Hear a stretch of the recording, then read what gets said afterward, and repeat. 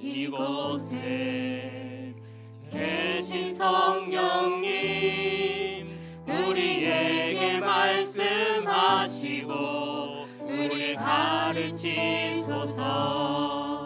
닫힌 우리 맘 열어주시고 주의 빛으로 밝혀 우리를 인도하소서.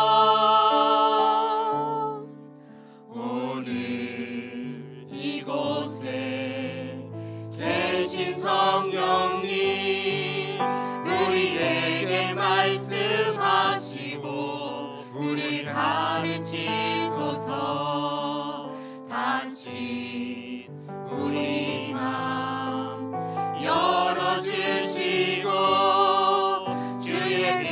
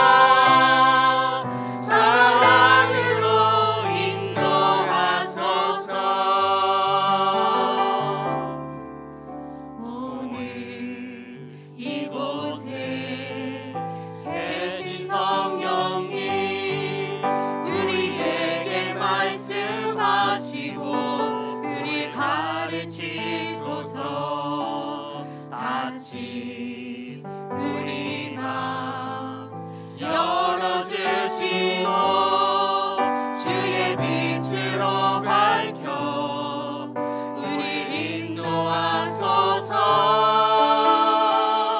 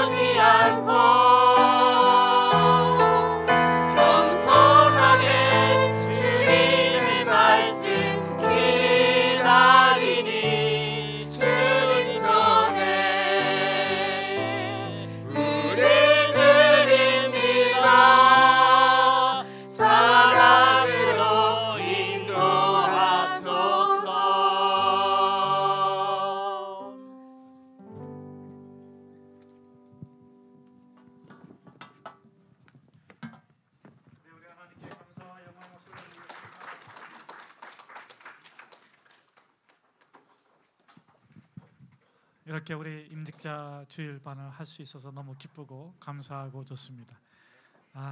여러분들 환영하고 축복하고 여러분들의 삶 가운데 하나님의 크신 은총과 축복이 가득하기를 주의 이름으로 축복합니다. 우리 장로님들은 이제 부부로 훈련을 받으시기 때문에 제가 추석부 보니까는 우리 부인 되시는 권사님이나 집사님 성함이 없으신데 아마 다음 주부터는 이렇게 이름이 같이 올라가게 될 겁니다. 그래서 참고해 주시고 우리 부부가 같이 훈련을 받아야 됩니다. 그래서 같이 참석해 줄 수 있도록 해주시고 아마 행정적인 미스 때문에 오늘은 참석하지 않으신 거 괜찮습니다. 다음 주부터 같이 하시면 되겠습니다. 자, 우리 한번 잠깐 우리 소개해 드릴 분들이 몇 분 계신데 우리 신보람 전사님 잠깐 나오시면 좋겠습니다. 우리 신보람 전사님 이제 오늘부터 저희들 영아부, 유아부 우리 아동들을 위해서 오신 분이신데요. 제가 자제분이 3분이라고 소개를 해드렸는데 2분이시랍니다. 그래서 제가 얼른 또 이렇게 그냥 남편도 큰 아들 하자. 뭐 그래서 그냥 셋으로 다시 합의 봤습니다. 어쨌든 간에 박수 한번 해주시면 고맙겠습니다.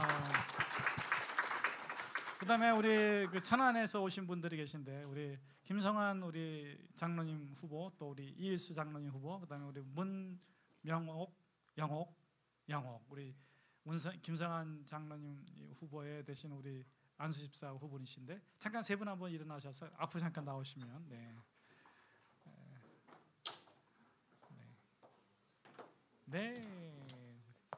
우리 우리와 같은 축복의 박수 보내주시면 감사하겠습니다. 감사합니다. 우리 일수 우리 빗대 후보 장로님도 다음번에는 우리 권재 권사님이 같이 오실.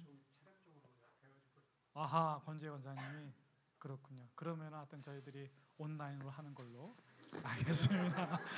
네, 감사합니다. 고맙습니다. 자리에 앉으시면 고맙겠습니다.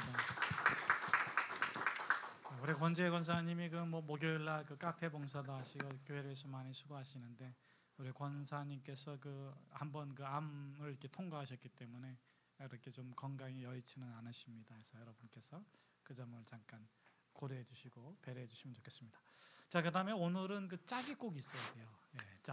짝이 없으신 분들은 얼른 우리 짝을 만들어 주시면 좋겠습니다. 우리 세은이 자매님께서 우리 김성인 자매님 옆에 앉아주시면 좋을 것 같고요. 그다음에 우리 최재호 형제님께서 우리 박성원 형제님, 아니 이일수 형제님은 거기 앉으시면 됩니다. 네네. 그 뭐 집에서도 붙어 있어가지고 힘든데 거의. 그쵸? 오래간만에 좀 이렇게 따로. 근데 제가 보니까는 문영옥 자매님은 형제님 옆에 앉고 싶어 하시는 것 같은데. 그래도 아니에요? 네, 아니랍니다. 네, 다행입니다. 네. 자, 그러면 저희가 하여튼 우리 공부를 한번 해보겠습니다. 공부를 해보겠고요. 잠깐 이렇게 말씀을 드리면은 저희들이 크게 이제 일단 공부를 합시다. 책을 펴겠습니다. 교재에 펴서 공부하도록 하겠습니다. 네. 먼저 우리 마태복음 28장 18절에서 20절 말씀. 저희들이 이제 그 풍요로운 삶 1, 2, 3권을 배우게 됩니다. 전체가 18권인데 풍요로운 삶이란 제목이 어떻게 나타나게 됐는가? 거기부터 우리가 확인하도록 하겠습니다. 마태복음 28장 18절에서 20절 말씀, 요한복음 10장 10절의 말씀 두 군데를 저희가 읽고 풍요로운 삶 1, 2, 3권, 1, 2, 3권이 어떻게 탄생하게 되었는가? 그것을 이제 우리가 저희들이 하도록 하겠습니다. 먼저 우리 마태복음 28장 18절에서 20절 말씀을 같은 목소리로 함께 읽어보도록 하겠습니다. 본인들이 찾으셔야 됩니다. 없으시면 다음에 성경책 가져오시면 되고요. 저희가 늘 이렇게 자막으로 띄워드리고 했었는데 띄우셨네요. 저를 이렇게 민망하게 만드시다니. 네, 좋습니다. 그럼 우리 수요일 날은 없었는데 틀림없이 수요일 날 임직자 훈련할 때는 없었는데 너무 훌륭하십니다. 우리 최은호 전사님하고 조기현 전사님 저를 괴롭히는 두 분에게 박수 한번. 사실 제가 요즘에 너무 행복합니다. 우리 임직자 훈련을 해서 너무 행복한 것도 있지만 우리 전사님들이 너무 정말 성심을 다해서 해주셔서 행복하고 또 우리 천안에서 항상 좋은 소식이 들려와서 너무 기쁘고 행복합니다. 우리 수고하는 교육자분들을 위해서 한 번 더 우리 뜨거운 박수 보내주시면 고맙겠습니다.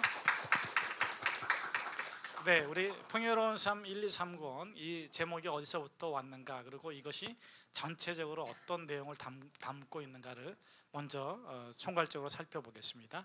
우리 마태복음 28장 18절에서 20절 말씀을 쭉 같이 한번 읽겠습니다. 시작. 예수께서 나와 말씀하여 이르시되 하늘과 땅의 모든 권세를 내게 주었으니 그러므로 너희는 가서 모든 민족을 제자로 삼아 아버지와 아들과 성령의 이름으로 세례를 베풀고 내가 너에게 분부한 모든 것을 가르쳐 지키게 하라. 볼지어다 내가 세상 끝날까지 너희와 항상 함께 있으리라 하시니라. 아멘. 저를 한번 따라서 하십시오. 하나님의 말씀을 지키는 자에게 예수님께서 주시는 약속은 첫째, 예수 이름의 권세를 주신다. 믿습니까? 여러분들 예수님이 참 하나님인 거 믿으시죠? 예수님께서 그 이름의 권세를 누구에게 줬다고요? 옆에 있는 분에게 너한테 그래 한번 해보시죠. 너한테. 반말할 수 있는 유일한 기회예요. 또 우리 뭐 성임자매는 정말 너한테 그랬어요? 감히 그럴 수가 없죠. 이거 괜히 그 윤희자매는 참 사실은 반말해도 뭐 참을 사람이에요. 자, 좋습니다. 그 이름의 권세가 무엇입니까? 병든 자를 치료하고 귀신을 내어 쫓고 죽은 자를 살리고 가난한 자를 돕고 하나님의 나라를 이 땅 가운데 가져오는 복음의 권세, 천국의 열쇠를 주신 줄로 믿습니다. 우리 선희자매도 하나님께서 그 권세를 주신 줄로 믿습니다. 선포할 수 있길 축복합니다. 자, 그렇게 해서 이 예수 이름의 권세를 주시고요, 두 가지를 약속해 주셨는데, 하나는 뭘 약속해 주셨냐면 세상 끝날까지 너와 항상 함께 있으리라. 그래서 이 시간에는 잠깐 자랑하는 시간 갖겠습니다. 우리 오른쪽에 있는 분들 한번 손 들어 보십시오. 오른쪽. 네, 그렇죠. 오른쪽. 예, 좋습니다. 오른쪽에 있는 분들이 왼쪽에 있는 분에게 예수님이 나와 함께 계셔 딱 한번 얘기해 주시면 좋겠습니다.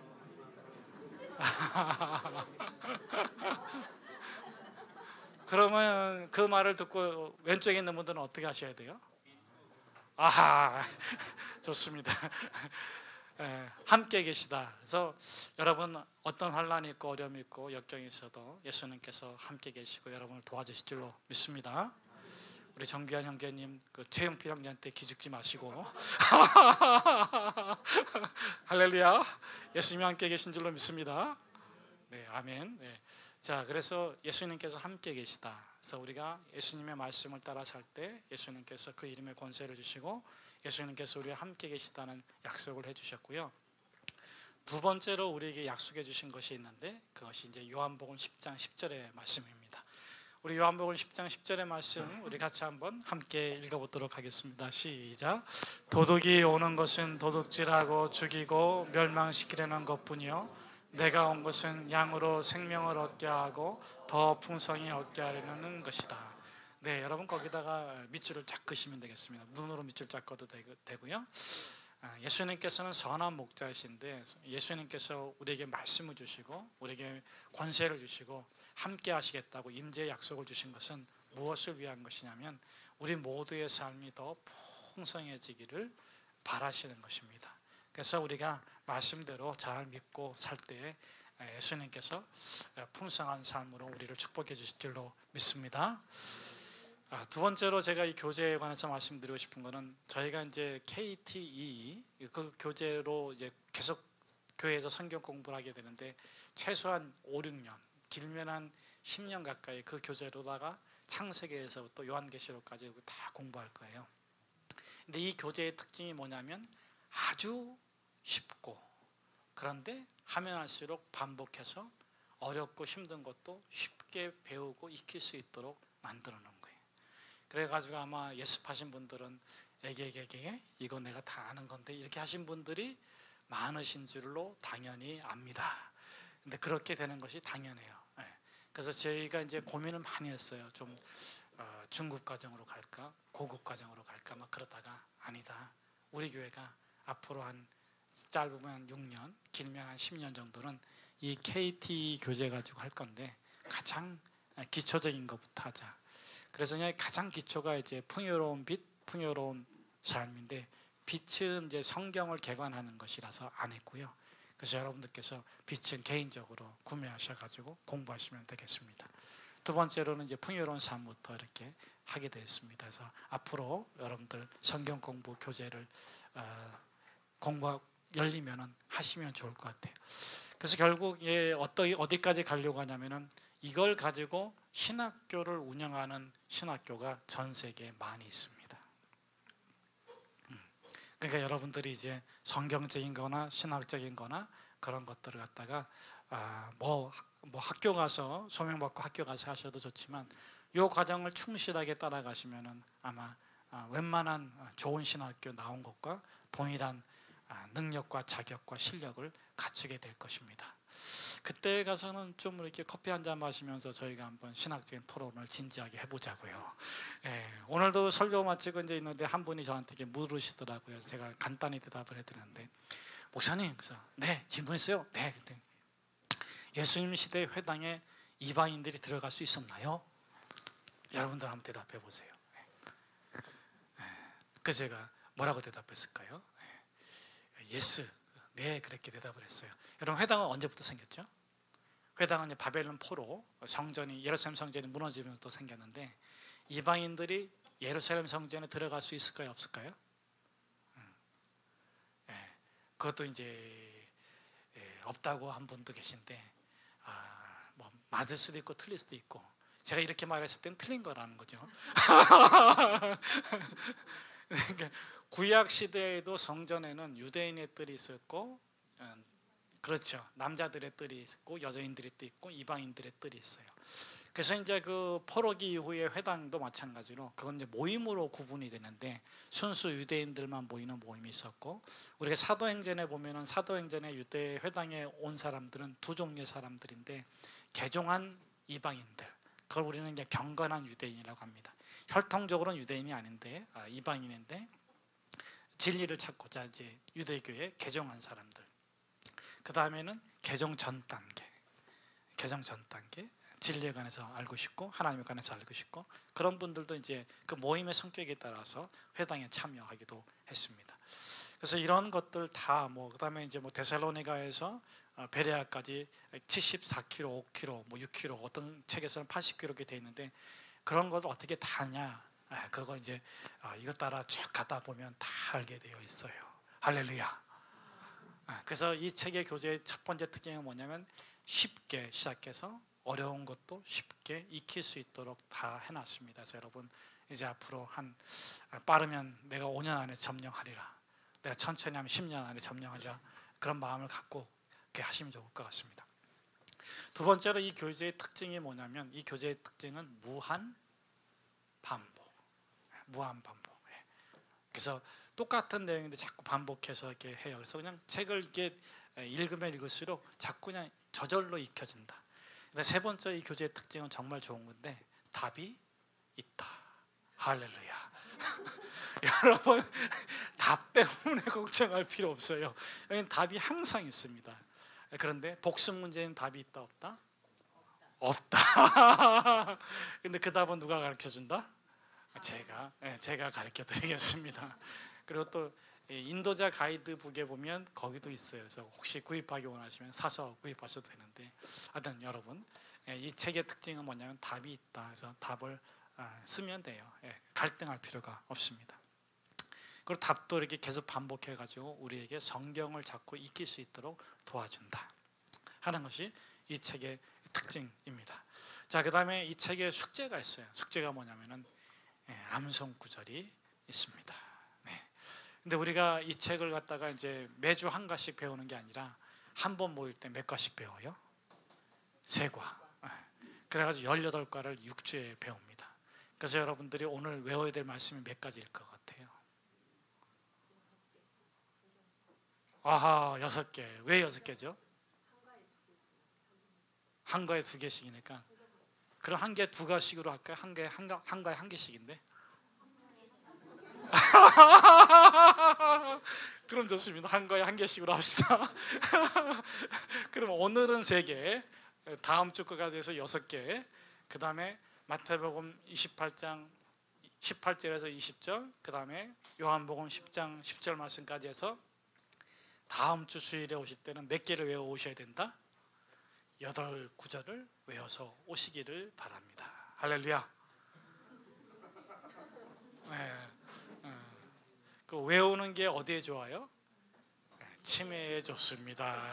정신 건강에 좋고 영적 건강에 좋으니까 여러분께서 외워오시면 되고요. 성경 암송 구절은 맨 뒷칸에 보면, 맨 뒤에 보면은 있어요. 맨 뒷칸에 보면 있어요. 자, 그래서 여러분이 한 과에 1개씩 해서 3개, 다음 주에까지 해서 6개 여러분께서 외우시면 좋겠습니다. 자, 그러면 우리 1과로 한번 들어가 보도록 하겠습니다. 자, 우리 5페이지에서 오늘은 이렇게 쭉 같이 저랑 같이 한번 읽으면서 제가 중요한 부분만 되짚어 줄 거예요.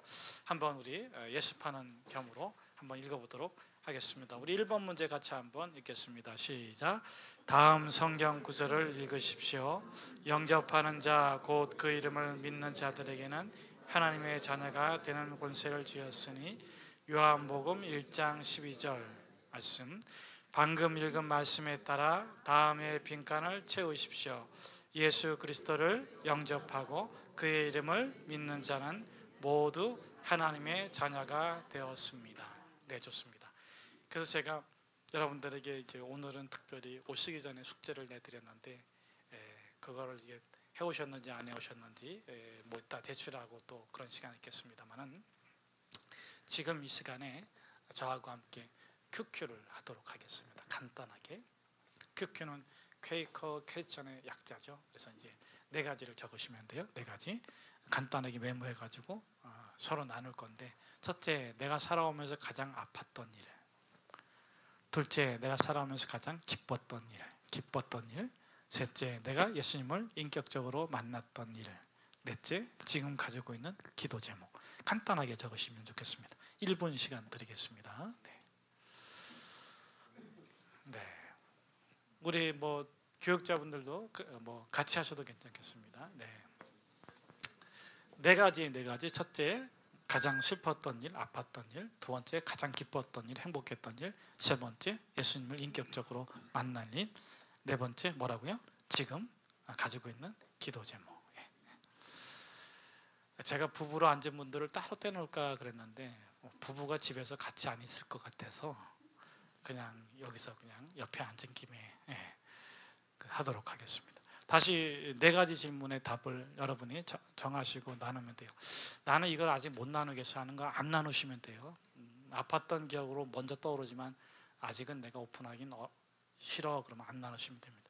우리 신보람 전도사님은 저기 우리 그 간사님 옆에 앉으시면 되겠습니다. 두 분이 같이 짝꿍해서 나누시면 되겠습니다. 네, 좋습니다. 첫째가 아팠던 일, 두 번째가 기뻤던 일, 세 번째가 예수 만난 계기나 일, 네 번째가 지금 기도 제목. 한번 정리해 보세요.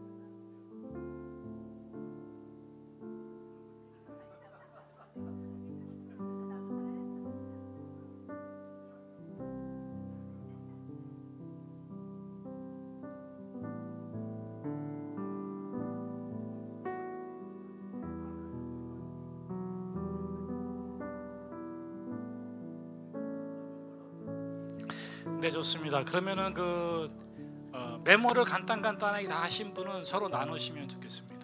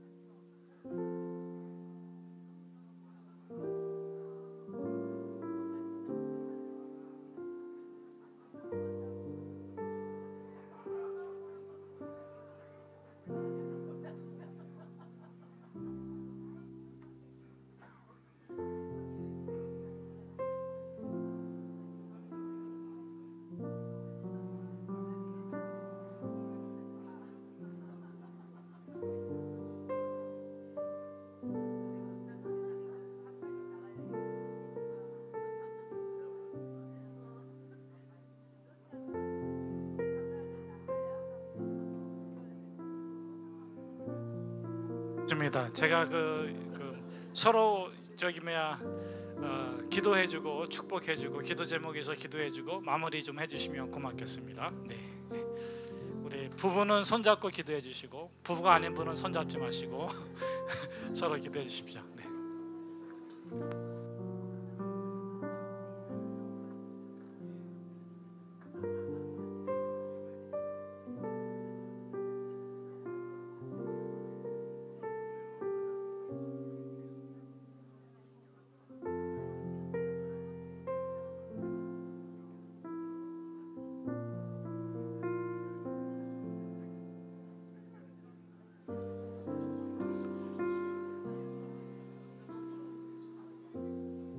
너는 시냇가에 심은 나무라. 너는 시냇가에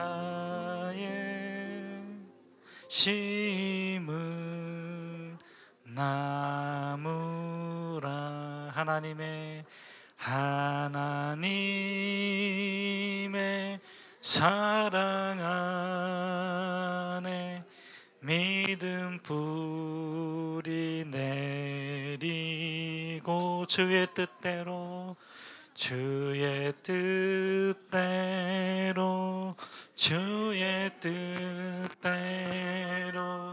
항상 사세요.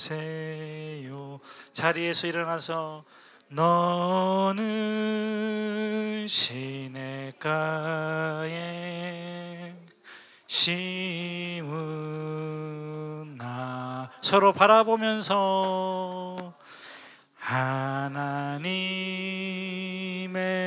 사랑 안에 믿음 뿌리 내리고 주의 뜻대로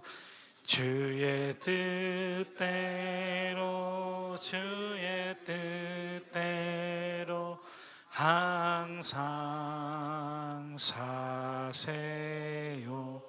네, 허그해 주세요. 이렇게 허그해 주시고. 네, 좋습니다. 우리가 어떻게 예수 그리스도를 영접하게 됐고 믿는 하나님의 자녀가 되었는지를 우리 서로 나눴습니다. 자, 우리 2번 문제 한번 쭉 같이 한번 읽겠습니다. 시작. 위에 성경 구절 끝에 괄호 속에 이 말씀이 성경의 어느 책에 기록되어 있는지 적혀 있습니다. 어느 책에서 찾을 수 있습니까? 네, 요한복음에서 찾을 수 있습니다. 3번 문제 같이 한번 읽겠습니다. 그리스도를 영접하고 그의 이름을 믿는 자는 모두 하나님의. 네, 4번 문제 A 같이 읽겠습니다. 시작. 누가 하나님의 자녀가 되었습니까? 그리스도를 영접하고 그의 이름을 믿는 자. B번 읽겠습니다. 성경의 어느 책에 이것을 가르쳐 줍니까? 요한복음. 네, 좋습니다. 우리 5번 문제 같이 한번 읽겠습니다. 불행하게도 사람들은 예수 그리스도를 믿는다고 말하지만 그들의 삶으로는 그 말이 진실이 아님을 보여주는 경우들이 있습니다. 그러므로 예수님을 믿는다고 말하는 것만으로는 충분하지 않습니다. 하나님의 자녀가 되려면 예수님을 개인의 삶의 구원자와 주인으로 영접해야 합니다. 거기다 한번 밑줄을 그어보세요. 영접해야 한다는 뜻이 뭘까? 영접해야 된다는 뜻이 뭘까? 받아들여야 된다는 것이 무엇일까? 그것을 명쾌하게 하면 내가 하나님의 자녀가 되었다는 정확한 개념을 갖고 있는 것이다. 그렇게 교재는 말해주고 있어요. 자, 그럼 영접해야 된다는 것은 무엇일까? 여러분이 한번 머릿속에 두면서 6번 문제를 같이 한번 함께 읽도록 하겠습니다. 영접하지 받아들이지 않고 믿기만 하는 것은 충분하지 않음을 기억하십시오. 아래의 의사와 3명의 환자가 하는 말을 들어봅시다. 네, 거기서 첫째는 영접하지 않는 것은 믿기만 하는 것이 아니다. 또 두 번째로는 믿는 것만으로는 충분하지 않다. 그렇다면 영접하는 것은 믿는 것 플러스 무엇인가, 그것이 이제 그 그림에 있는데 의사가 이렇게 말하고 있어요. 이 약을 드시면 좋아질 겁니다. A가 뭐라고 말했는지 한번 읽어봅시다. 선생님의 말씀을 믿지만 전 그 약을 안 먹을래요. B, 시작. 절 그냥 내버려 두세요. C, 선생님 그 약을 먹겠어요. 자신의 솔직한 상태가 A인지 B인지 C인지 한번 동그라미 쳐보세요. 자, 위 그림에서 어느 환자가 병이 나을 가능성이 가장 큽니까? 어느 환자죠? 네, 좋습니다. 자, 그러면 영접한다는 것은 무엇인가? 우리 한번 7번 문제 한번 같이 한번 읽겠습니다. 그러므로 예수님을 영접하지 않고 믿는 것은 하나님의 자녀로의 진정한 믿음이 아닙니다. 다음 중 어떻게 말하는 사람이 하나님의 자녀입니까? A. 주 예수님을 믿으십시다. 그러나 친구들이 조롱할까봐 그분을 나의 구원자로 내 삶에 받아들이지는 못하겠어요. B. 주 예수님을 믿습니다. 제 삶에 들어와 주세요. 당신은 나의 구주님, 나의 구원자로 받아들입니다. C. 난 예수님을 믿지 않겠어요. 답은 뭐예요? 그러면 단지 믿는 것하고 차이점은 뭡니까? 삶에 들어오게 하시는 거죠. 나의 주님, 나의 구원자로 받아들이는 것입니다. 자, 이것은 내면적인 작업이고 이성적인 작업인데 조금 더 그 다음 단계에서 이제 영접하는 것이 뭔지를 가르쳐 주는데요. 먼저 영접한 사람의 신분이 달라진 것을 8번 문제에서 말씀해 주고 있습니다. 우리 한번 8번 문제 같이 한번 읽겠습니다. 시작. 예수님을 받아들이고 그의 이름을 믿는 자들은 어떤 사람이 됩니까? 하나님의 자녀. 여러분이 하나님의 자녀로 거듭난 걸 믿습니까? 여러분이 땅에 속하지 않고 하늘에 속한 자인 것을 믿습니까? 여러분이 육체로 살지만 영원히 살 것을 믿습니까? 하나님께서 육체로 여러분이 이 땅에 사실 때도 함께 계시지만 영원히 여러분과 함께 계시는 것을 믿습니까? 여러분 영혼 안에 하나님의 모양과 형상이 회복된 걸 믿습니까? 하나님께서는 여러분들을 육체의 형상대로 보지 아니하시고 여러분 속의 중심 하나님의 형상과 모양으로 여러분을 바라보시는 것을 신뢰하십니까? 좋습니다. 그럼 9번 문제 같이 한번 함께 읽도록 하겠습니다. 시작. 예수님을 영접하는 것은 반드시 거쳐야 할 매우 중요한 단계입니다. 이것은 당신의 죄로부터 돌아서서 예수님께서 구원자와 주가 되어 당신의 삶 가운데로 들어오시기를 요청하는 것을 의미합니다. 당신은 이와 같은 단계를 거치셨습니까? 하나만 고르세요. 네. 만일 이 단계를 거치지 않으면 어떻게 하라 그래요? 다시 본래로 돌아가서 예수님이 누구신가, 내가 예수님을 정말 믿고 있는가, 그런 것을 점검해 봐야 됩니다. 그래서 9번 문제에서 중요한 것은 뭐냐면 요청. 예수님이 내 마음에 안 계신 것 같아, 우리 가정에 안 계신 것 같아, 내 사업터에 일터에 없는 것 같아, 내가 하나님의 자녀가 아닌가 봐. 그리고 회의가 될 때마다 요청하시는 그런 여러분 되기를 바랍니다. 자, 10번 문제 같이 한번 함께 읽도록 하겠습니다. 우리 1장 12절까지 끝까지 한번 쭉 한번 읽어보겠어요. 요한복음에 있는 구절을 다시 한번 읽어봅시다. 예수님을 영접하는 자, 곧 그 이름을 믿는 자들에게는 하나님의 자녀가 되는 권세를 주었으니. 요한복음 1장 12절 말씀. 이제 아래의 빈칸에 들어갈 말을 생각하며 소리내어 쓰지 말고 읽어보십시오. 잊었던 때만 귀의 구절을 참조하고 완전히 외울 때까지 반복하십시오. 예수님을 영접하는 자, 곧 그 이름을 믿는 자들에게는 하나님의 자녀가 되는 권세를 주었으니. 요한복음 1장 12절 말씀. 말씀을 외울 때는 서두르지 말자, 반복해서 읽자. 저가 한 번은 제가 우리 아이들이 저한테 물어보더라고요. 아빠 정말 암송을 잘해? 이렇게 물어보더라고요. 제가 뭐라고 대답했을 것 같아요? 아빠는 정말 암기하는 걸 싫어했는데 괜시리 목사가 돼가지고 설교하다 보니까 아빠도 모르게 암송을 잘하게 됐어. 네, 거짓말 같대요. 그래서 제가 한번 시범을 보여드렸어요. 중요한 건 여러분들한테 시범을 안 보여준다는 거죠.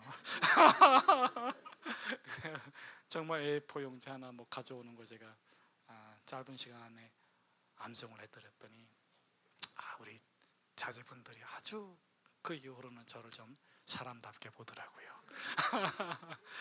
네, 근데 저도 사실은 이렇게 암송을 잘할 줄은 몰랐는데 설교를 이렇게 지금은 이제 저희가 이제 그렇게 하진 않지만은 설교 원고를 작성하고 반복해서 자꾸 읽고 또 읽고 또 읽고 읽다 보니까 어느 순간에 이렇게 읽으면 이렇게 암송이 되더라고요.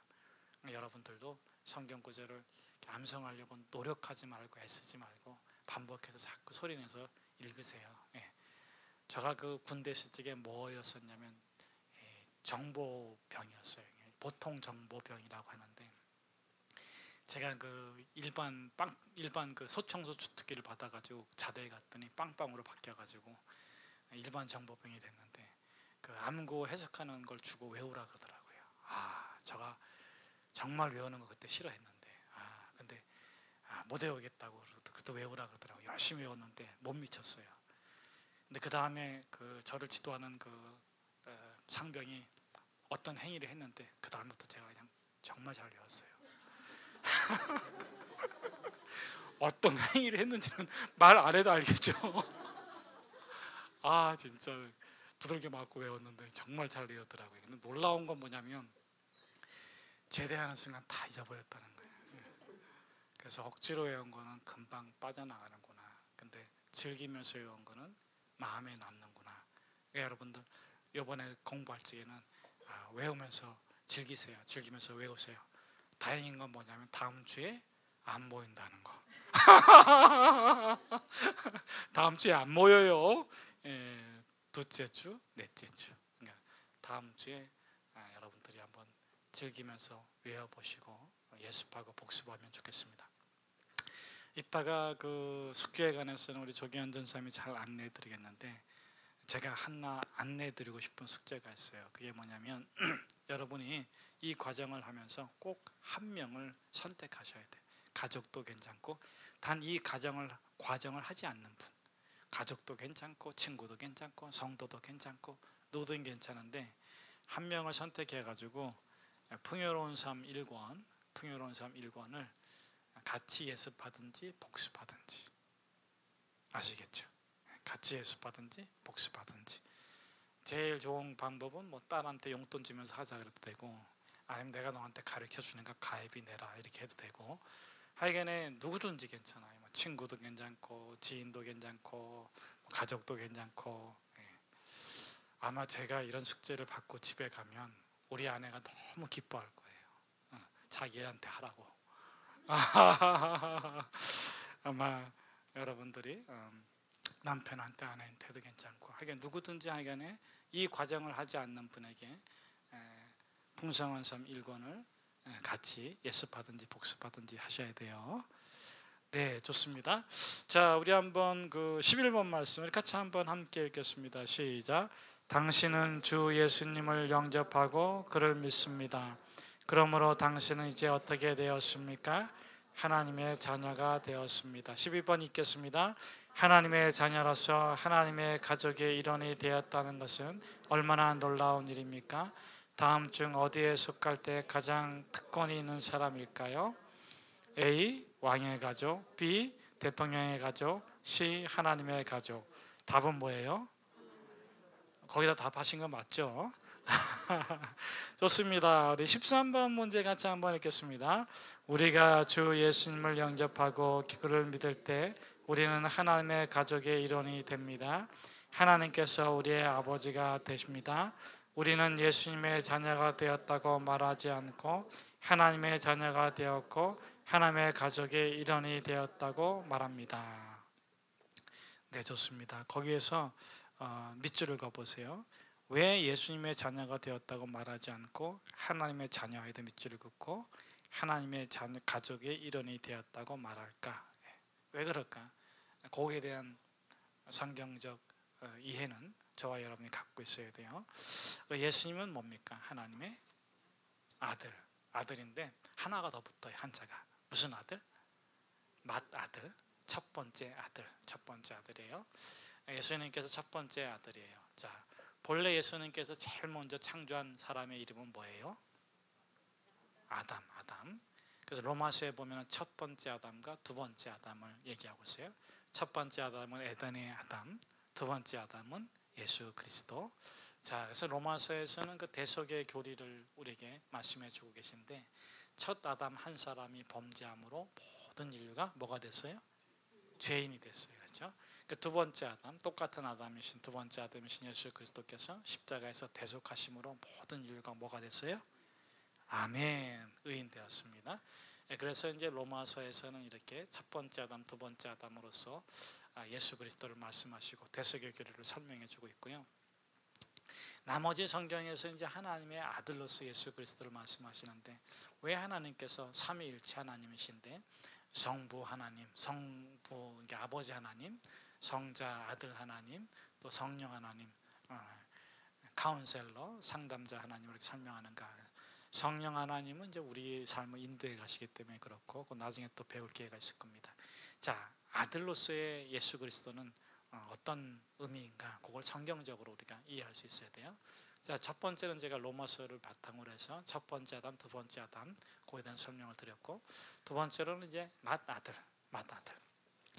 맏아들로서, 그럼 맏아들이라면 저와 여러분은 뭐예요? 그 밑에 형제들, 자매들이죠. 그렇죠? 맏아들 이퀄해서 첫 열매 한번 써보십시오. 첫 열매. 그래서 로마서나 성경에서는 열매로서 이렇게 말씀하시는데, 맏아들 이퀄 첫 열매, 부활의 첫 열매 이렇게 성경에서 말씀하시잖아요. 예수 그리스도를 맏아들이신데 그분이 우리 부활의 첫 열매가 되었다 그래요. 그것은 그 나무의 특성을 가지고 설명해 주시는 건데, 첫 열매가 맺히면 나머지 맺히기 시작하는 모든 열매가 무엇과 똑같아진다? 할렐루야. 너무 잘하셔서 너무 좋습니다. 네. 자, 첫 열매가 참도 열매 똑같아져요. 그 원리를 따라서 우리에게 설명해 주시는 거예요. 그러니까 하나님은 아버지시고 예수 그리스도는 맏아들이신데 첫 열매다. 부활의 첫 열매. 그래서 우리가 누구와 같아진다? 아멘. 아멘. 예수 그리스도와 똑같은 아들이고 똑같이 부활의 삶을 누릴 수 있다. 그래서 예수님께서 부활하시고 나서 40일 동안 함께 우리와 계시면서, 육체로 계시면서 그 부활의 첫 열매로서 자신을 나타내 주셨어요. 자, 그래서 왜 예수님을 아버지라고 하지 않고 하나님이라고 말하냐? 그것은 우리의 구원의 상태, 또 우리의 영생의 상태를 안내해 주기 위한 건데, 예수님은 맏아들이시고 맏아들의 원리는 첫 열매의 원리다. 그래서 누구든 예수를 믿고 구원을 받으면 하나님의 자녀가 되는데, 하나님의 자녀가 된 모든 사람들은 첫 열매이신 맏아들이신 예수님처럼 똑같은 형상, 똑같은 모양, 똑같은 하나님의 아들과 딸이 된다. 그러니까는 뭐 이렇게 말해도 좀 틀린 건 없어요. 정말 예수님 같은 분이세요. 그러면 우리는 늘 겸손하게, 아니에요. 어떤 사람처럼 내가 예수다 이러면 안 돼요. 그러면 아주 큰일 납니다. 제가 죽은 다음에는, 부활 후에는 형이신 예수님처럼 제가 그렇게 되긴 하지만 저는 예수님은 아닙니다. 그렇게 우리가 겸손하게 우리 자신을 고백하면 좋겠습니다. 자, 14번 문제 우리 같이 한번 함께 읽어보도록 하겠습니다. 예수님을 영접하였을 때 당신은 하나님의 가족으로 태어난 것입니다. 성경은 이것을 새 가족의 일원으로 다시 태어났다, 거듭남, 중생, 봉헌어게인이라고 말합니다. 당신은 새로운 탄생을 경험한 것입니다. 그럼 제가 물어볼게요. 세례일이 언제인지 적어보세요. 인격적으로 만난 일이 언제인지 적어보세요. 적으시는 분도 있고 못 적으시는 분도 있는데, 이거 가지고 우리를 괴롭히는 이단도 있어요. 굉장히 구원파예요, 구원파. 너 생일은, 육체적 생일은 알면서 영적으로 거듭날도 날도 모르냐 막 이러잖아요. 그렇죠? 언제더라 내가 중학교 3학년 때 부활절 세례를 받았나, 크리스마스 때 세례를 받았나. 그런데도 그 날짜를 몰라요. 그렇죠? 크리스마스는 12월 25일인데 크리스마스 때인가? 이분 날이었나? 뭐 몰라도 괜찮아요. 근데 정해도 괜찮아요. 그리고 한번 확인해도 괜찮고, 세례 증서가 꼭 가지고 계신 분들은 이날에 내 세례 받았구나. 그래서 불필요한 유혹이나 미혹을 받지 마세요. 그리고 본 어게인, 내가 인격적으로 예수 그리스도를 만난 것도 세례일과는 다를 수 있지만 그것이 구원받는데 또 성경적으로 신앙생활하는데 아무 문제가 없다. 그런 걸 아주 그냥 딱 붙잡고 아주 늘어지는 사람들이 있어요. 그런 사람들은 그냥 좀 이렇게 불쌍한 사람으로 긍휼히 여기고 기도해 주면 됩니다. 자, 좋습니다. 우리 15번 문제 같이 한번 읽겠습니다. 시작. 이 거듭남 새로운 탄생으로 인해 당신은 새 가족의 일원이 되었을 뿐 아니라 당신은 새로운 생명, 삶을 받은 것입니다. 즉 그리스도 그분의 생명을 받은 것입니다. 우리는 이것을 풍요로운 삶이라고 부릅니다. 모든 것이 충만한 상태의 생명입니다. 이제 우리는 이 과정에서 이것을 배우게 됩니다. 이 새로운 삶은 어떻게 시작되었습니까? 거듭남과 함께. 우리 한번 16절 말씀도 같이 한번 읽어보겠습니다. 시작. 이 거듭남을 경험한 사람들에 대해 요한복음은 다음과 같이 말합니다. 이는 혈통으로나 육간으로나 사람의 뜻으로 나지 아니하고 오직 하나님께로부터 난 자들이니라. 요한복음 1장 13절 말씀. 여러분 거기다가 이렇게 밑줄을 그어보세요. 혈통으로나 육정으로나 사람의 뜻으로 나지 아니하고 오직 하나님께로부터 난 자들이니라. 거기다 밑줄을 긋고 옆에다 써보세요. 내가 예수 믿게 된 계기. 아까 인격적으로 만난 그런 경험도 나누셨을 텐데 사건으로서 한 번 더 간단하게 한두 문자 단어로 한번 적어보세요. 어떤 사람 병 때문에 믿게 되었고 어떤 사람 뭐 때문에 교회 나오게 됐고 그랬어요. 그렇죠?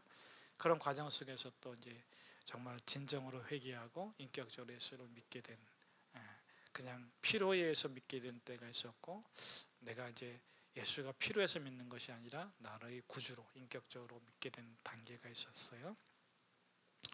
그 단계들을 자신이 한번 구분해 놓으면 좋아요. 내가 믿게 된 계기와 내가 예수 그리스도를 인격적으로 고백하게 된 사건, 계기. 그 다음에 내가 예수 그리스도께 소명을 받아서 살게 된 계기. 이 3단계가 사실은 있어야 돼요. 다시 말하면 내가 교회에 나가게 된 단순한 사건. 아내의 협박에 못 이겨서 나왔다. 그것도 괜찮아요. 딸아이가 아픈데 아내가 함께 기도하면 좋겠다 그래서 나왔다. 그것도 괜찮아요. 그런 계기가 있어요. 두 번째로는 정말 예수님께서 내 영혼의 구원자이시구나. 인격적으로 만난 게 있어요. 근데 거기에 머물러 있으면 안 되고 그 다음 단계가 있어요. 그것이 이제 영접하는 자가 겪어가는 믿음의 과정이고 삶의 과정인데 하나님께서 내 남은 생애를 이거를 위해서 살라고 하시는구나. 그래서 그것은 교회 직분을 의미하진 않아요. 여러분은 교회 직분을 포함해서 여러분이 교회에서 어떤 직분을 받든지 세상에서 세상의 빛으로 세상의 소금으로 여러분들은 모두 권사님 되시고 장로님 되시고 교회에서 정말 존귀한 믿음의 삶을 사시기를 주의 이름으로 축복합니다. 여러분들 이 자리에 계신 여러분들은 교회의 자랑이에요. 교회의 보람이고 교회의 꽃이고 교회의 열매예요. 저는 여러분들을 정말 고맙게 생각하고 여러분들 때문에 오늘의 비전교회가 더 큰 은혜와 축복을 누리게 될 거예요. 이숙자매 조는 것 같아? 아니에요? 그러면 눈을 이렇게 잠깐 내려간 거는 감동해서 제 마음대로 해석하겠습니다. 네, 좋습니다. 우리 수건자매는 좀 불만 있나 봐요. 이렇게 팔짱 딱 끼고 오늘 좀 늦게 와가지고 이렇게 불만. 농담인가 아시죠? 제가 좀 이렇게 옛날에는 이런 얘기들을 더 많이 했는데 자꾸 저한테 거룩하라 그래가지고 제가 좀 이렇게 거룩하지 못해요. 제가 여러분들 절대로 사람들 때문에 시험 들지 마세요. 교회에서 어떤 이유에 있었든지 사람 때문에 시험 들지 마시고 여러분 하나님께서 여러분들을 부르신 거예요. 하나님께서 여러분들을 존귀하게 하시고 거룩하게 하시고 빛되게 하시려고 여러분들 여기에 있게 하신 줄로 믿습니다. 여러분 사람의 시험, 사건의 시험, 세상의 시험을 이겨내세요. 그리고 멋진 삶을 드라이브 거세요. 여러분에게 소명이 있습니다. 소명. 하나님이 여러분들을 예수 믿게 하는 계기가 있고 교회 나오게 하는 계기가 있고 구주를 영접하는 그런 사건이 있어요. 근데 그것을 통해서 예수님께서 여러분들에게 주고자 하는 큰 꿈이 있어요. 그건 예수님과 여러분들이 함께 누리는 꿈이에요. 기본적인 것은 예배자, 중보자, 전도자로 사는 거지만 그것을 그런 것을 가지고 예수님께서 여러분들에게 꼭 보여주세요. 그래서 우리는 이제 그런 것들을 여러분들이 발견하길 바라고, 은사가 뭐냐 이렇게 물어보면 눈에 보이는 게 은사다, 귀에 들리는 게 은사다. 저는 그렇게 말해주고 싶어요. 말하는 건 은사가 아니에요. 눈에 보이는 게 은사고 귀에 들리는 게 은사예요. 어려운 사람이 눈에 보인다, 도와주라는 거구나. 좋은 얘기가 들린다, 그거 같이 하라는 거구나. 어려운 얘기 들린다, 중보하라는 거구나. 여러분 그렇게 자꾸 여러분들이 거룩한 존재로 변화되고 있음을 인정하셔야 돼요. 하나님께서 자꾸 여러분들에게 소명을 주시고 사명을 주시고 일거리를 주시는데 그걸 부담스럽게 받지 말고 왜 나한테 이런 일이 일어날까 그러지 말고 이제는 여러분들이 그 소명과 연결해 보세요. 왜 이것을 하나님께서 보게 하실까, 듣게 하실까, 이해하게 하실까, 알게 하실까. 내가 하나님께 이런 영광을 돌리라고 하시는구나 하시는 줄로 믿습니다. 네, 좋습니다. 자, 우리 그러면 우리 그거를 하여튼 믿게 된 계기, 그 다음에 인격적으로 변화된 계기, 소명을 받은 계기, 한 그 세 가지는 여러분들 좀 기억하면 좋겠다, 정리하면 좋겠다, 자기의 신앙생활을 위해서. 17번 문제 같이 한번 읽겠습니다. 예수님을 영접하고 믿는 사람은 하나님의 자녀가 되었습니다. 네. 자, 18번 다음 중 누가 하나님의 자녀입니까? A번 시작. 나는 항상 교회에 다니니까 하나님의 자녀입니다. B. 나는 누구에게도 나쁜 짓을 하지 않느니 하나님의 자녀임. C. 나는 예수님 믿고 그분을 나의 주, 나의 구원자로 영접했으므로 하나님의 자녀임. D. 나는 세례를 받았으므로 하나님의 자녀임. 답은 뭐예요? 맞습니다. 그런데 제가 1단계, 2단계, 3단계로 구분해서 영접을 했다는 것을 좀 증언하면 좋겠다, 자신이 정리되면 좋겠다 말씀드렸습니다. 우리 19번 문제 같이 한번 읽겠습니다. 시작. 앞에서 배운 요한복음의 구절을 다시 외워봅시다. 아직 외우지 못했으면 이 과의 1번을 참조하십시오. 아래 문장의 빈칸을 완성하십시오. 예수 그리스도를 영접하는 자, 곧 그 이름을 믿는 자들에게는 하나님의 자녀가 되는 권세를 주었으니 요한복음 1장 12절 말씀. 20번 문제 같이 읽겠습니다. 이 거듭난 사람에 의한 것은 아니라 당신 안에 계신 하나님께서 하시는 일입니다. 네, 거기다 밑줄을 그으세요. 당신 안에 계신 하나님께서 하시는 일. 거듭남은 누구의 일이에요? 하나님의 일이고 우리는 거듭남의 특권, 자녀됨의 특권을 누리는 것은 우리의 일입니다. 21번 같이 한번 읽겠습니다. 예수님은 자신을 따르는 자들에 대하여 다음과 같이 말씀하십니다. 내가 그들에게 영생을 주노니 영원히 멸망하지 아니할 것이요 또 그들을 내 손에서 빼앗을 자가 없느니라. 요한복음 10장 28절 말씀. 하나님의 가족으로 태어나는 것은 영원히 지속되는 관계가 시작됐음을 의미합니다. 언제 당신은 하나님의 가족이 될 수 있습니까? 없습니까? A. 몇 개월 후. B. 몸이 죽을 때. C. 결코 그렇게 될 수 없다. D. 잘못을 저질렀을 때. 정답은 C. 결코 그렇게 될 수 없다. 왜냐하면 구원은 누구의 것이다? 누가 하나님을 자녀로 여러분을 삼아주셨다? 하나님. 그건 인간의 일이 아니고 우리의 일이 아니고 우리의 일은 그것을 받아들이고 주님을 영접하고 특권을 누리는 하나님의 자녀로 살아가는 것입니다. 22번 같이 한번 읽겠습니다. 시작. 그렇습니다. 당신은 영원히 하나님의 자녀입니다. 하나님께서 당신을 하나님의 가족으로 받아주셨기 때문에 결코 저버리지 않으십니다. 그러므로 당신이 죽을 때 분명히 확신할 수 있는 것은 무엇입니까? A. B. C. 정답은 하나님과 함께 있게 된다. 23번 같이 한번 읽겠습니다. 당신은 죽은 후에 누구와 함께 있게 됩니까? 아멘. 24번 같이 한번 읽겠습니다. 당신이 하나님의 자녀임을 확신하라면 누구를 무엇을 신뢰해야만 합니까? 하나만 고르시오. A. B. C. 정답은 네, C입니다. B 아닙니다. A도 아닙니다. 자, 25번 같이 한번 읽겠습니다. 시작. 누가 당신을 하나님의 자녀로 삼으셨습니까? 하나님 자신. 네, 하나님 자신이에요. 인간의 일이 아니다. 26번 같이 한번 읽겠습니다. 하나님은 신뢰할 만한 분입니까? 예. 네, 27번. 이에 비춰 볼 때 당신이 하나님의 자녀라는 사실을 진정 확신할 수 있습니까? 예. 28번 읽겠습니다. 하나님은 신실하시며 언제나 자신의 말씀하신 것을 지키십니다. 만일 모든 것이 당신이나 다른 누군가가 아닌 하나님께 달려 있다면 당신의 마음은 다음에 어느 것을 느껴야 합니까? 두 가지를 고르십시오. A, B, C, D. 정답은 B와 C. 예, 여러분 모두가 100점으로 통과했습니다. 정말 100점인지 한번 복습해 보겠습니다.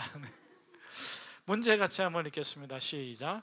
예수 그리스도를 당신의 주와 구원자로 받아들인 결과 당신은 어떻게 되었습니까? 하나님의 자녀. 이 결과로 당신은 지금 누구의 가족에 속하게 되었습니까? 하나님. 3번. 누가 당신을 하나님의 자녀로 삼으셨습니까? 그렇죠. 4번. 당신은 어떤 종류의 탄생을 경험하셨습니까? 그렇죠. 하나님 자녀로서의 당신의 새로운 삶은 얼마나 오랫동안 지속됩니까? 맞습니다. 6번. 그리스도를 영접하고 그를 믿는다면 당신의 새로워진 태도는 어떠해야 됩니까? A 한번 읽어볼까요? 난 하나님의 자녀인지 아닌지 모르. B. 이제 내가 하나님의 자녀임을 확신할 수 있어. C. 정답은 B번. 이제 내가 하나님의 자녀임을 확신할 수 있어. 자, 7번 같이 한번 읽겠습니다. 시작. 일과에서 우리가 암송한 구절입니다. 빈칸을 채워 완성해 봅시다. 예수 그리스도를 영접하는 자, 곧 그 이름을 믿는 자들에게는 하나님의 자녀가 되는 권세를 주었으니. 요한복음 1장 12절 말씀. 성경의 어디에서 이 구절을 찾아볼 수 있습니까? 네, 좋습니다. 지금 시간이 5시 10분인데 우리 5분 동안 잠깐 쉬고 15분에 두 번째 시간 시작하겠습니다. 할렐루야, 반갑습니다. 이 시간에 잠깐 과제 안내를 좀 드리려고 하는데요.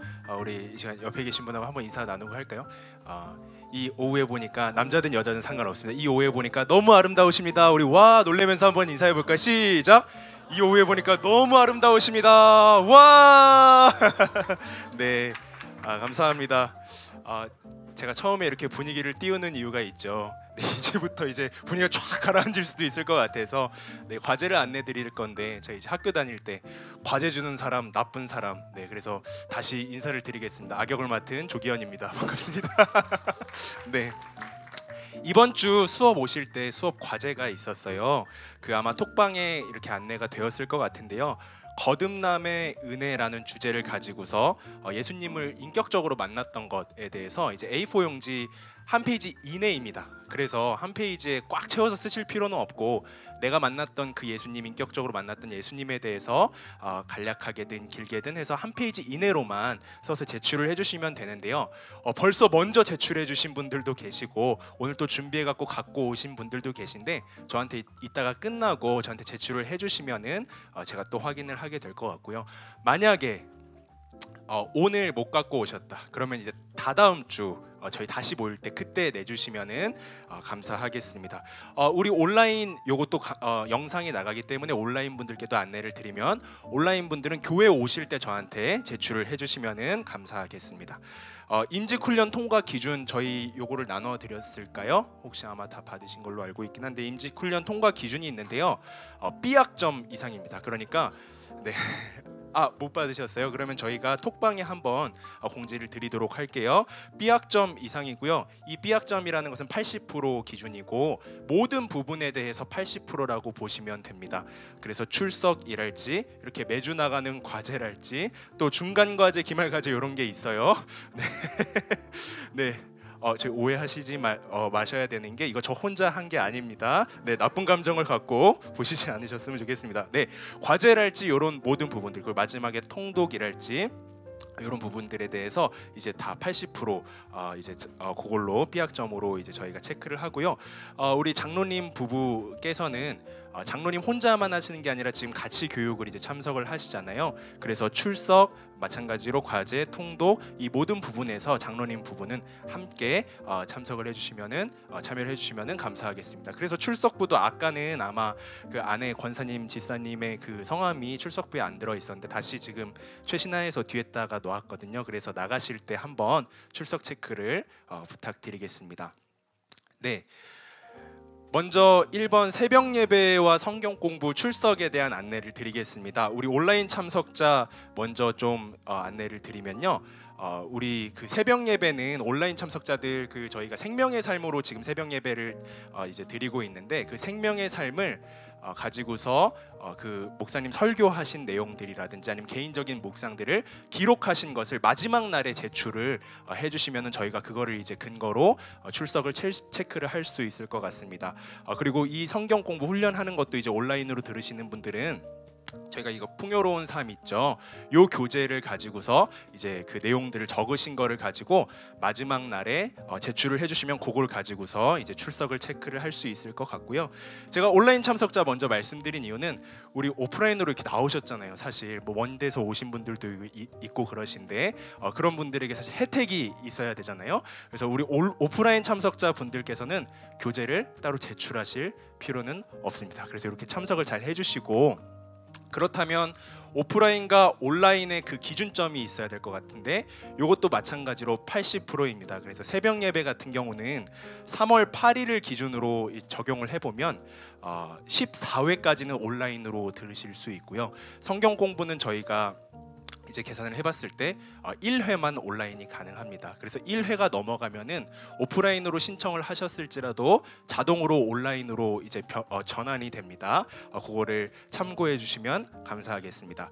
두 번째 필독서입니다. 필독서 저희 2권이 있죠. 오프라인 참석자분들 같은 경우에는 당신을 위한 에베소서 교회다움 그리고 지금 이 순간 우리에게 임하신 하나님 나라 이 2권을 읽고 저희가 이거를 가지고 어떻게 뭐 독후감을 써야 되냐 뭘 해야 되냐 막 이런 이야기들이 아마 오고 가셨을 텐데 요거는 어떻게 하냐면요 감명 깊게 읽은 문장을요 A4 용지에 챕터별 한 문장입니다. 한 문장 이상 작성해서 제출을 해주시면 되겠습니다. 그래서 최대한 우리 성도님들이 임직자 교육하시는 분들이 교육 받으시는 분들에게 좀 부담을 덜어드리고자 이렇게 하는 거니까 챕터별 하면은 뭐 12개 챕터면 12문장만 나오면 되는 거거든요. 그래서 그렇게 제출을 해주시면은 될 것 같습니다. 그리고 이제 온라인 같은 경우에는 추가 필독서가 한 권이 추가가 됩니다. 그래서 본질의 눈뜨다라는 그 책을 가지고서 이제 이 과제를 하나 더 해주시면 되겠고요. 그거 과제 제출 기한에 대해서는 조금 이따가 안내 드리겠습니다. 네, 온라인 참석자분들 같은 경우에 이제 현장 의무 출석하는 날이 있습니다. 저희가 날을 정해 드렸는데요. 네, 2번 출석을 하고요. 한 번은 언제냐면 사순절 기간이 마무리되는 이제 부활절 기간 부활절 주일날 이제 참석을 한 번 해주시고 또 한 번은 이 성령 강림절 기간 마지막 날 이제 우리 교육 마지막 날 그때 이제 참석을 해주시면 그때 이제 그 필독서 과제 제출을 해주시면은 되겠습니다. 네, 과제 제출 기한을 말씀드리겠습니다. 우리 중간 과제 당신을 위한 에베소서 교회다움 이 과제 제출하고 또 그날 모여가지고 같이 독서 나눔을 가지게 될 건데요. 요거는 이제 사순절 기간 마지막 날인 4월 5일 수요일 참석자분들은 4월 5일 그리고 주일 참석자분들은 4월 9일이고 온라인 참석자분들은 4월 9일 날 이제 의무 참석이기 때문에 그때 오셔서 과제를 제출해 주시면은 되겠습니다. 기말 과제는요. 성령 강림절 마지막 날인 5월 28일 날 지금 이 순간 우리에게 임하신 하나님 나라 그 과제를 제출을 해주시고 또 그때 독서 나눔을 갖도록 하겠습니다. 우리 온라인 참석자 분들에게만 주어지는 그 본질의 눈뜨다라는 책은요 마지막 날 5월 28일 주일날 의무 참석을 하실 때 그때 제출을 해주시면은 되겠습니다. 우리 성경 통독 같은 경우에는 자가 체크로 하도록 하겠습니다. 네. 그리고 아까 그 목사님께서 암송 말씀 주셨잖아요. 암송 말씀 이제 과제로 말씀을 해주셨는데 암송 말씀은요 각 과에 있는 그 말씀 한 구절씩 있죠. 그래서 총 1과부터 6과까지 6구절과 마태복음 요한복음 10장 10절 한 구절 하고 마태복음 28장 18절에서 20절 그래서 총 6구절과 2구절 해서 8구절을 이제 암송해서 다다음 주 저희 다시 모일 때 그때 이제 암송을 해주시면은 감사하겠습니다. 네, 제가 이렇게 설명을 드렸는데 좀 내용이 많고 길어서 아마 좀 이렇게 이해가 어렵거나 더 설명이 필요한 부분들이 있을 것 같은데 뭐 질의응답이 질문이 있으시면 질문해주시고 제가 응답해드리도록 하겠습니다. 네, 카톡방에 이 내용들을 한번 다시 올려드릴 거고요. 혹시 질문이 있으시면은 카톡방에 질문을 해주셔도 좋겠습니다. 암송 발표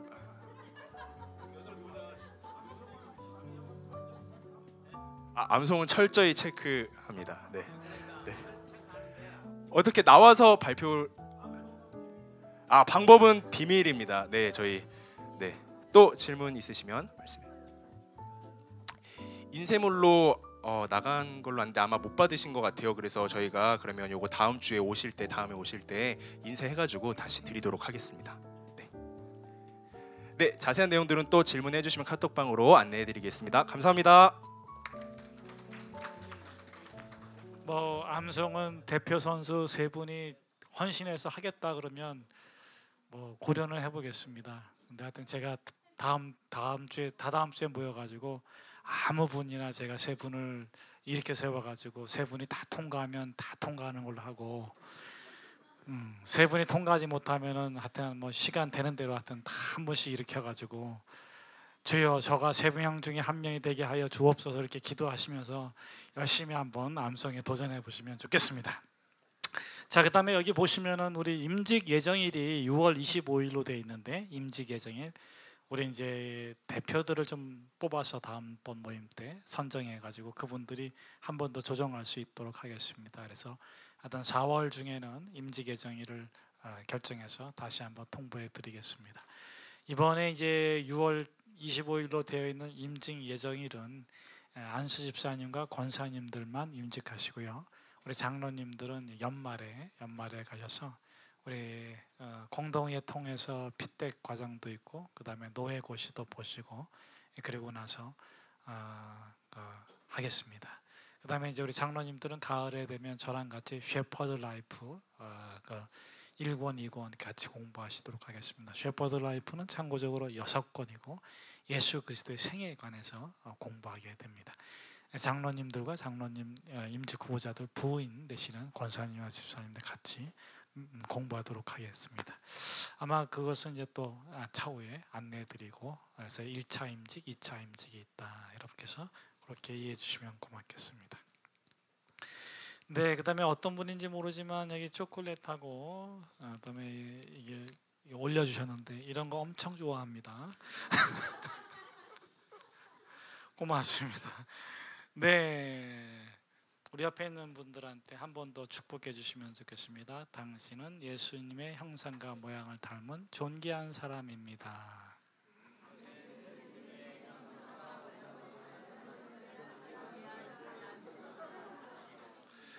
원래 당신한테는 가망성이 없었습니다. 당신이 예수님 믿어서 최고의 사람이 되었습니다. 저도 그렇습니다. 네, 그러면 2과로 가겠습니다. 자, 2과를 시작하기 전에 여러분 세 가지 질문에 대해서 답을 한번 적어주시면 고맙겠습니다. 내 생의 전환점, 내 생의 전환점. 이게 뭐 이사라도 좋고 직장이라도 좋고 결혼이라도 괜찮고 뭐든지 하여튼 내가 이제까지 살아오는 동안에 나의 삶을 가장 크게 바꾼 사건, 신앙적인 것이 아니라도 괜찮아요. 제가 아까 뭐 잠깐 이렇게 뭐가 제일 아팠냐, 뭐가 제일 기뻤냐 이게 들어봤더니 어떤 분은 한번 했던 결혼이 자기 운명을 바꿨다고 그러더라고요. 네, 그래서 뭐 그거 빼고 할까요? 결혼은 빼고 할까? 어쨌든 간에 그거 껴도 괜찮습니다. 내 생의 가장 큰 전환점이 뭔가, 내 삶의 판도를 바꾼 그것이 뭐 내가 지방에 있다가 서울에 왔다, 서울에 있다가 뭐 수원에 왔다, 그것도 괜찮아요. 하여튼 그걸 한번 여러분들이 한번 적어보시고 그 사건을 통해서 얻은 것, 그 다음에 잃어버린 것이 무엇인가 정리해보면 좋겠습니다. 생의 전환점, 얻은 거, 잃어버린 거. 1분 드리겠습니다. 1분 동안 한번 정리해보세요.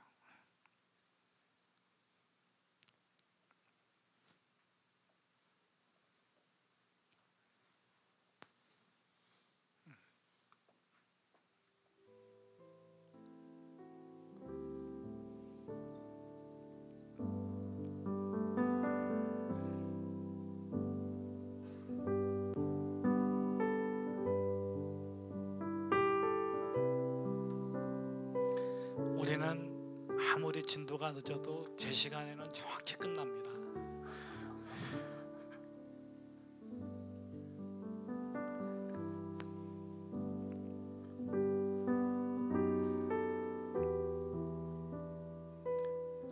내 삶을 바꾸어 걸어가게 한 전환점이 뭔가, 그거를 정리하고 거기서 얻은 것과 잃은 것.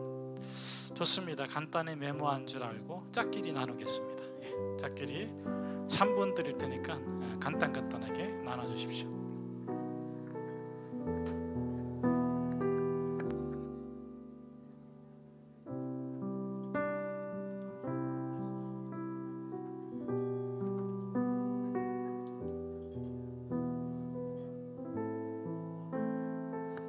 얻은 것과 잃은 것을 꼭 얘기해야 돼요.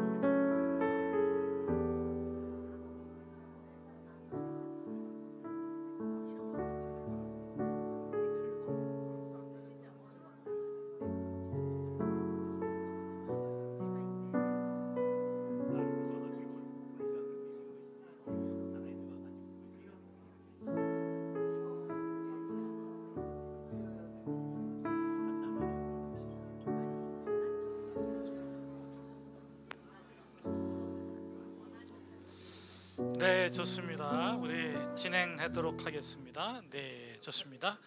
자, 우리 1번 문제 같이 한번 함께 읽도록 하겠습니다. 1번 같이 한번 읽겠습니다. 시작. 일과에서 주 예수 그리스도를 영접하고 그를 믿음으로써 당신은 이제 2번 읽겠습니다. 시작. 예수님께서 사람들에게 가장 먼저 말씀하신 것 중 하나는 회개하라 천국이 가까웠느니라는 말씀입니다. 마태복음 4장 17절 말씀입니다. 회개란 우리 마음과 삶의 방향을 완전히 바꾸는 것을 의미하며 죄로부터 돌이켜 하나님께로 향하는 것을 뜻합니다.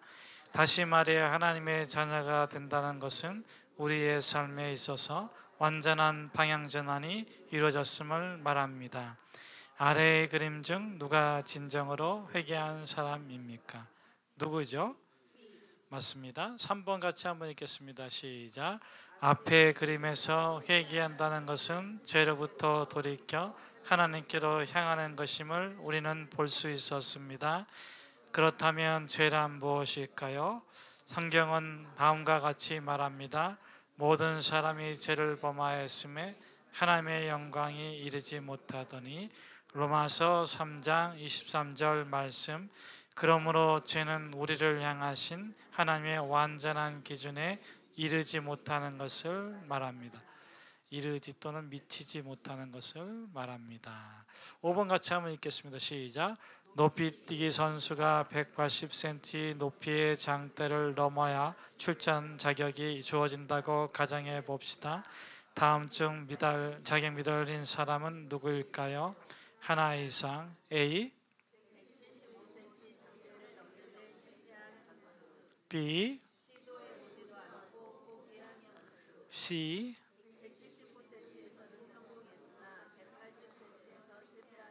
정답은 모두 좋아요. 6번 같이 한번 읽겠습니다. 시작. 높이뛰기 선수가 얼마나 성공할 뻔했는가는 문제가 되지 않습니다. 장대에 걸려 넘어졌다면 그는 기준에 미치지 못한 것입니다. 죄가 하나님의 완전한 기준에 미치지 못하는 것이라면 다음 중 죄인은 누구입니까? A, B, C. 정답은 네, A, B, C 모두죠. 자, 그 밑에다가 네모 박스 하나를 크게 그리십시오. 세 칸으로 아래 위로는 세 칸, 좌우로는 아래 위로는 두 칸, 좌우로는 세 칸을 나누세요. 회개 1단계, 2단계, 3단계. 1단계는 뭘까요? 회개를 먼저 정리해 봅시다. 1단계는 죄사함, 2단계는 방향을 바꿈, 3단계는 닮아감. 죄사함은 전적인 은혜, 방향을 바꾸는 것은 깨닫고 삶의 방식을 바꾸는 것, 닮아가는 것은 예수의 형상과 모양인데 말씀, 기도, 성령의 인도로 닮아가는 것이다. 다시 한번 정리해드리면 회개는 1, 2, 3단계가 있다. 1단계는 죄사함, 2단계는 방향을 바꿈, 3단계는 닮아가는 것인데 죄사함은 전적인 은혜, 인간의 일이 아니다. 인간은 못한다.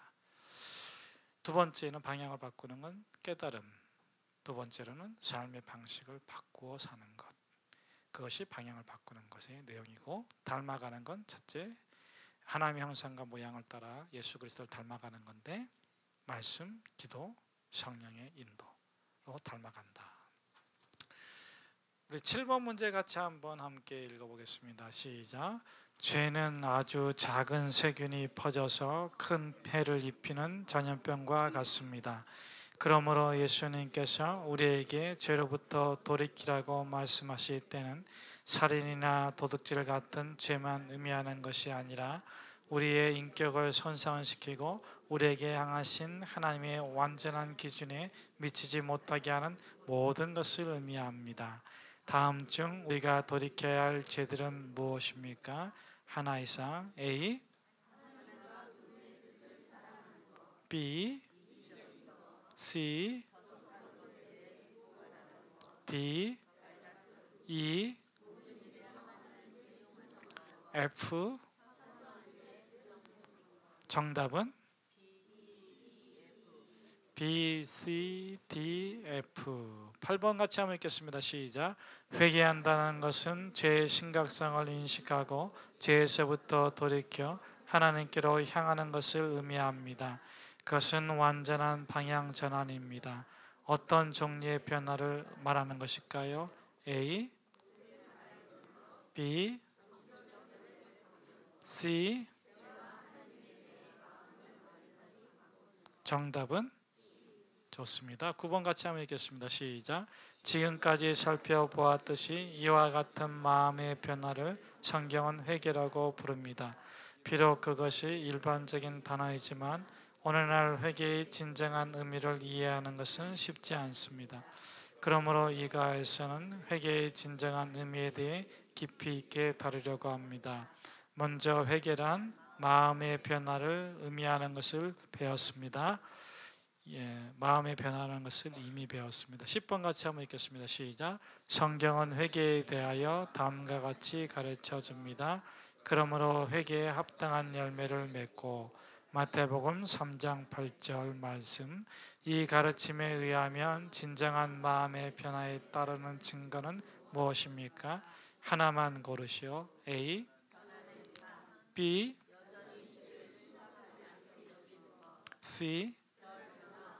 정답은 그렇죠. 변화된 삶. 11번 문제 같이 한번 읽겠습니다. 다음 예문을 읽고 답해 보십시오. 인수 씨는 남의 물건을 훔칩니다. 그는 입으로 예수님을 믿는다고 말하며 도둑질이 나쁘다는 것도 알고 자신의 약점에 대해서도 안타까워하지만 여전히 도벽을 고치지 못하고 있습니다. 정호 씨는 이웃들과 항상 마찰을 일으켰습니다. 그러나 그가 예수님을 믿게 되었을 때 이 부분에 대해 뉘우치고 이웃들과 사이좋게 살기 위해 자신이 할 수 있는 모든 일을 하기 시작했습니다. 두 사람 중 자신이 진정으로 회개하였다는 것을 변화된 삶으로 보여주는 예는 누구입니까? 네, 정호 씨. 그 밑에다 쓰세요. 나도. 여러분도 변화된 삶을 살고 있는 줄로 믿습니다. 잃은 것이 있고 얻은 것이 있지만 우리가 잃어버린 것을 아까워하지 말고 영원한 상급을 위해서 살아가시기를 축복합니다. 12번 우리 같이 한번 읽겠습니다. 그러므로 마음이 변화되었다는 것의 증거는 무엇입니까? 맞습니다. 삶의 변화, 가로 열고 행동의 변화도 씁시다. 왜냐하면 같이 사는 사람한테는 내 삶이 변해서 이렇게 말하는 것보다도 행동을 바꿔서 해주는 것이 더 유익하기 때문에 그래요. 자, 13번 같이 한번 읽겠습니다. 이제 마태복음 3장 8절을 외우십시오. 그러므로 회개에 합당한 열매를 맺고. 마태복음 3장 8절. 일과에서 한 것처럼 아래 빈칸을 이용하여 이 구절을 외워봅시다. 그러므로 회개에 합당한 열매를 맺고. 마태복음 3장 8절 말씀. 좋습니다. 우리 14번 같이 한번 읽겠습니다. 회개란 마음의 변화를 뜻합니다. B. 이것의 증거는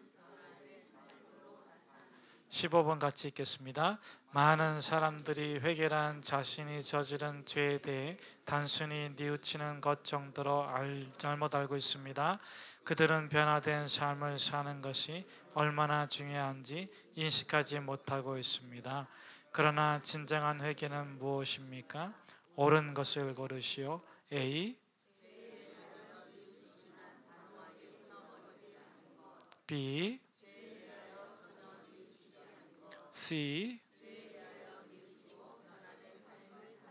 정답은 그렇습니다. C.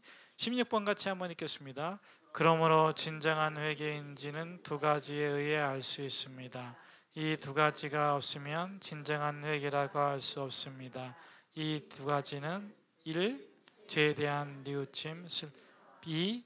변화된 삶. 진정한 회개의 두 가지 증거를 외우십시오. 1이 뭐예요? 2.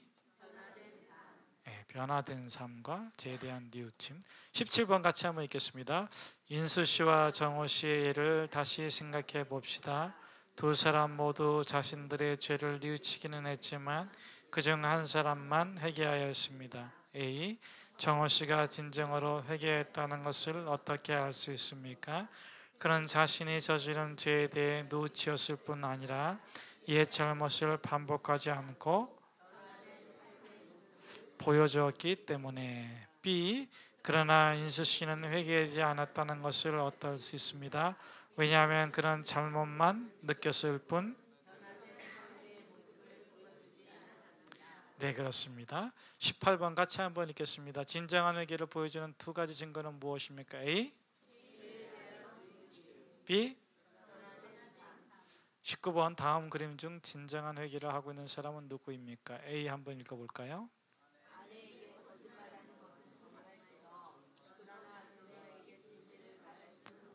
남자 목소리가 안 들려요. B번 시작.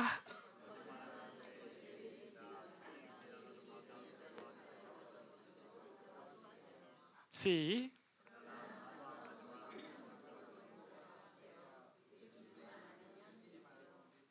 자, 정답은 뭡니까? 맞습니다. 자, 20번 같이 한번 읽겠습니다. 그러므로 당신의 죄에 대해 단지 뉘우치는 것은 진정한 회개가 아닙니다. 당신이 진정으로 회개해야 한다면 A.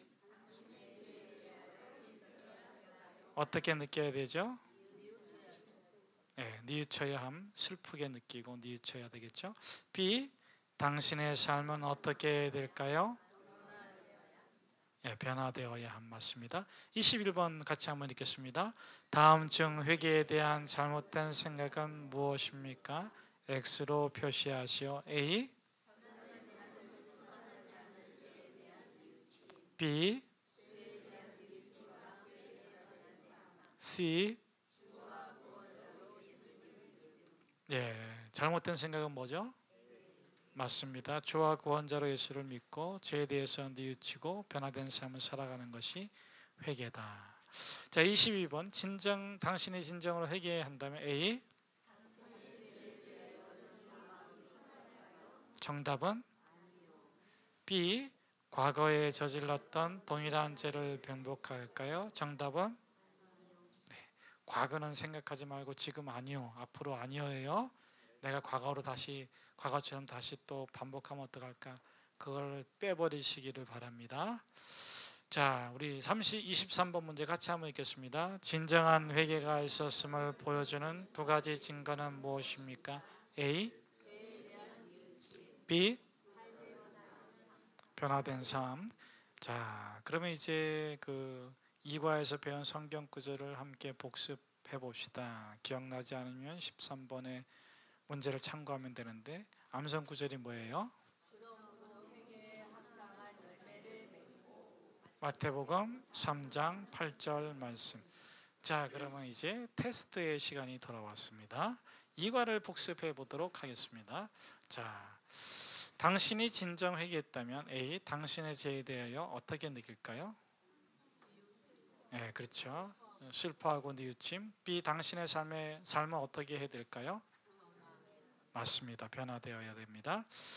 뉘우침과 변화됨. 2번 당신 다음 중 어느 것이 진정한 회개한 사람의 모습입니까? A.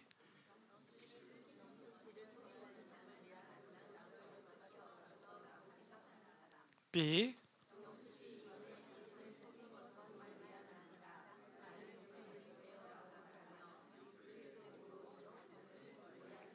C.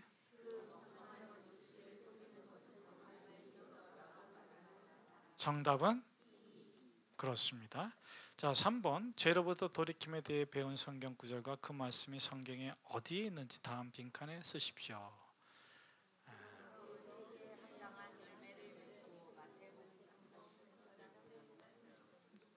맞습니다. 그러므로 회개에 합당한 열매를 맺고.